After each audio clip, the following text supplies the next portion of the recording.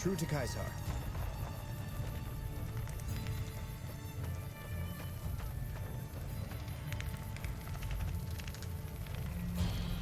I felt the ground shake a while ago. I'll take that as a sign you've got the job done. Let's press on, shall we? As I was telling you before, I want Mr. House out of the picture. You have an interest in his death, too. If he knows that you destroyed his gadgets beneath the fort, he will strike back. You know where to find him. How he dies, I leave up to you. What did you want to know? My Praetorians embody the martial ideals of my legion. Each one of them has done enough conquering and killing to deserve the rank of Centurion. Instead, I invited them to join my guard. So the invitee chooses whichever current guard he thinks is weakest and challenges him. The fight is to the death. It keeps them from getting complacent. Lucius has been the head of my guard for 5 years now. He was a subordinate guard for 8 before that. No invitee has dared to challenge him yet. Maybe it's an issue of respect. He is getting on in years.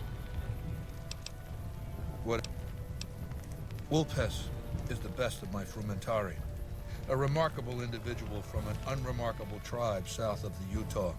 He was brought into the Legion as a boy, survived training, fought well enough as a legionary to be promoted to the rank of Decanus. Then in battle against an unimportant tribe, he broke ranks and led his contubernium through a hole in their defenses to capture its chieftain. Well, his Centurion wanted him crucified for disobedience, so I made him a Frumentari. Whatever I require, infiltration, assassination, dramatic atrocities to break the spirit of the enemy, etc. They're mentally flexible. They operate behind enemy lines for extended periods, imitating the enemy's customs without becoming sullied. In all these things, Vulpes is a master. Linnaeus is the greatest of my battlefield commanders. Some might call him a great man, but I'm not sure he qualifies. Once, he was the greatest warrior of the Hydebarks, a tribe of the Arizona. Maniacal in battle.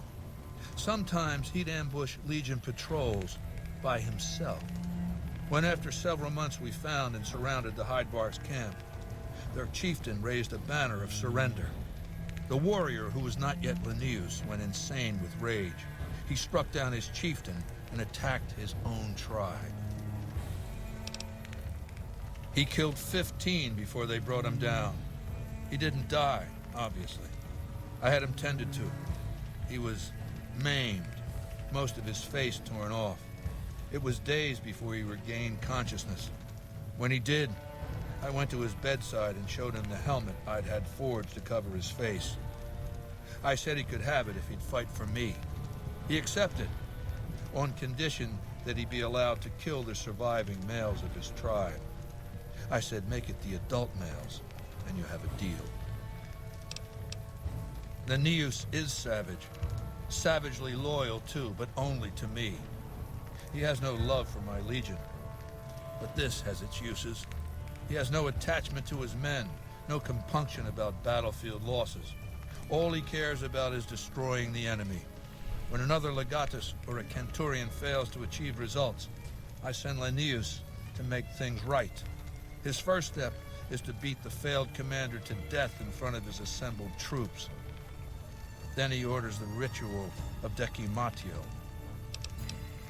It means decimation, but in ancient Rome the word had a very specific meaning, a punishment for cowardice. The legionaries are lined up in ranks. Every 10th man steps forward and is beaten to death by his brothers. It instills a certain robust obedience. Yes, this time my legionaries will be more frightened of the commander behind them than the enemy before them. There will be no failure this time, no retreat, no years of gathering slaves and resources for another assault. With Linnaeus to drive the legion forward, the dam will be taken. It will be our bridgehead across the Colorado. It's not going to happen again. That's all I have to say about it. And I've heard it's a bad idea to tempt the wrath of Caesar. Change the subject. What? Do you want my opinion as a former citizen or future conqueror? Actually, my opinion's the same either. As a young man, I was taught to venerate President Tandy of Shady Sands, the founding mother of the new California Republic. Did you know her presidency lasted 52 years? And that her father, Aradesh, was the Republic's first president? Does that sound like a democracy to you? Or a hereditary dictatorship? Because the council didn't dare oppose her. She was too popular. She had the people's love. So things ran smoothly, more or less. And as soon as she was gone, as soon as there really could be democracy, what happened then? Ever since losing its queen, the NCR has been weaker, more diffuse. Democracy has been its weakness, not its strength. Greed runs rampant. The government is corrupt, accepting bribes from Brahmin barons and landowners to the detriment of citizens. The NCR is a loose conglomerate of individuals looking out for themselves. It's lost virtue. No one cares about the collective, the greater good. It's not built to last. I'm just hastening the inevitable. Of course, the most powerful my legion has faced. Also the first to which I am ideologically opposed. Until now, every tribe I've conquered has been so backwards and stunted, enslavement has been a gift bestowed upon them. My conquest of the Mojave will be a glorious triumph, marking the transition of the Legion from a basically nomadic tribe to a genuine empire. Just as my namesake campaigned in Gaul before he crossed the Rubicon, so have I campaigned and will cross the Colorado.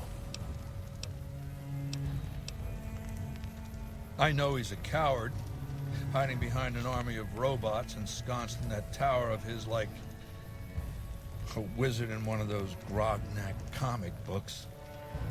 Some say he's a man, others a machine. I don't care. He's in the way. I've analyzed the region's tribe to determine how they might be useful. I may tell you more at a later time, if it suits me. Ironically, I was born a profligate myself, a citizen of the NCR. My family lived not far from the Great Boneyard. After raiders killed my father, my mother sought the followers' protection. I was 2 years old. She found work at their library, cooking and cleaning. I learned how to read, and soon I was taking courses, free of charge. Oh yes, raised in that tradition. And the teaching stuck. I was taught it was my responsibility to bring the torch of knowledge to the waste. I may have taken the torch part more literally than they intended. When I was 20, the followers sent me east to Grand Canyon. It was my first expedition. Just me and a physician named Calhoun. As an anthropologist and linguist, my assignment was to learn the dialects of the Grand Canyon tribes. What a fucking waste of time. If you think it's worthwhile to make smart people learn how to talk like backward savages, you're a follower of the apocalypse, or an idiot. Anyway, we met up with a Mormon missionary who already knew a bunch of dialects, Joshua Graham. He was supposed to teach me, but before that went too far, the Blackfoot tribe captured us to hold us for ransom.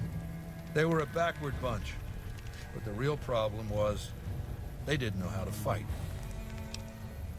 The Blackfoot were at war with 7 other tribes, each just as pissant as they were. But outnumbered like that, they weren't going to last long. It's one thing to be taken hostage, another to be lashed to a sinking ship. So over Calhoun's objections, I decided to take certain steps.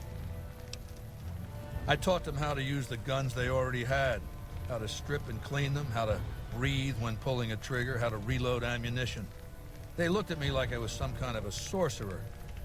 So I taught them how to make explosives and started drilling them on small unit tactics. If there's anything I learned as a follower of the apocalypse, it's that there's a lot of good information in old books. Divide et impera, divide and conquer. I led the Blackfoot against the Ridgers, their weakest enemy. When they refused to surrender, I ordered every man, woman, and child killed.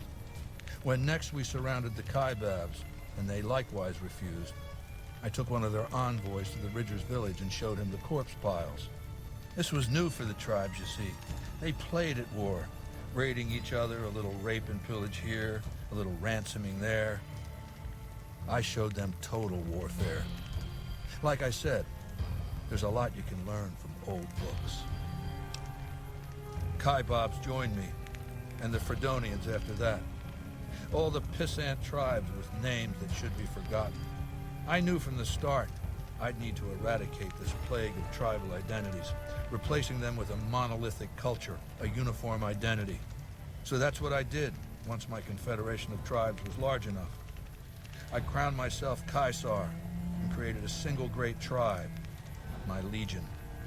I sent Calhoun, the follower captured with me back west, with a message that I should not be interfered with. Joshua Graham, the Mormon interpreter, stayed with me and served as my first legatus. That's right. Decades of warfare, absorbing lesser tribes, gathering power, forging the dross into a vast, razor-sharp scythe.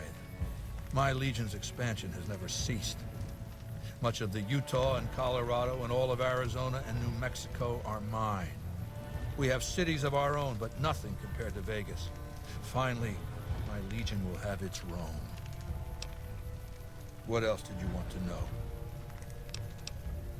I used Imperial Rome as the model for my legion precisely because it was so foreign, so alien. I'd seen what had become of the NCR's attempts to emulate the culture of pre-war America, the infighting, the corruption. Rome was a highly militarized autocracy that effectively integrated the foreign cultures it conquered. It dedicated its citizens to something higher than themselves, to the idea of Rome itself. In Rome, I found a template for a society equal to the challenges of the post-apocalyptic world, a society that could and would survive, a society that could prevent mankind from fracturing and destroying itself in this new world by establishing a new Pax Romana. It means a nationalist, imperialist, totalitarian, homogenous culture that obliterates the identity of every group it conquers. Long-term stability at all costs. The individual has no value beyond his utility to the state, whether as an instrument of war or production. No, I'll destroy it because it's inevitable that it be destroyed. It's Hegelian dialectics, not personal animosity. How do I put this basically enough? It's a philosophical theory, the kind you might encounter if you took time to read some books.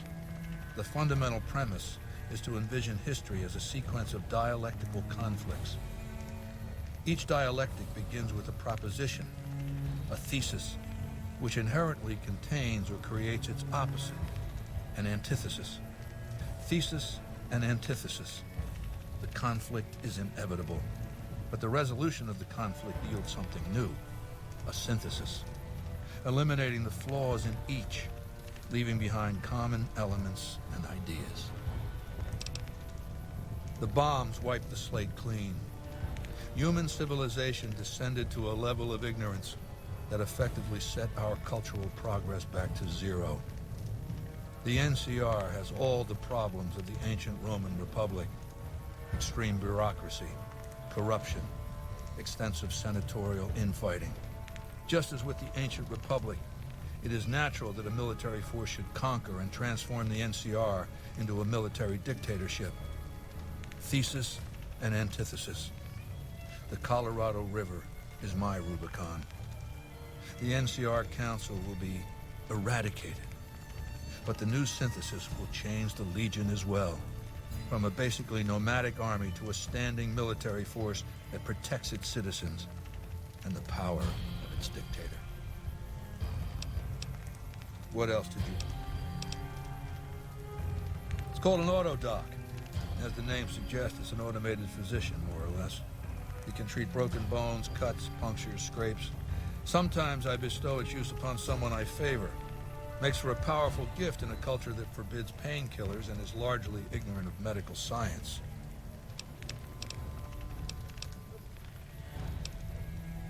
Good. Don't know what kind of security he has inside the Lucky 38, but if you can find a way of catching him off guard, do so. Until Mr. House has been dealt with, you and I have nothing to talk about.